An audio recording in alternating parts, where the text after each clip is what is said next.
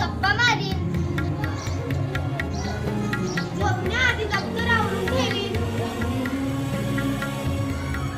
खेळून झाल्यावर खेळणे आवडेल. अंथरून पांघरून आवरून ठेवीन. जास्त वेळ मोबाईल बघणार नाही.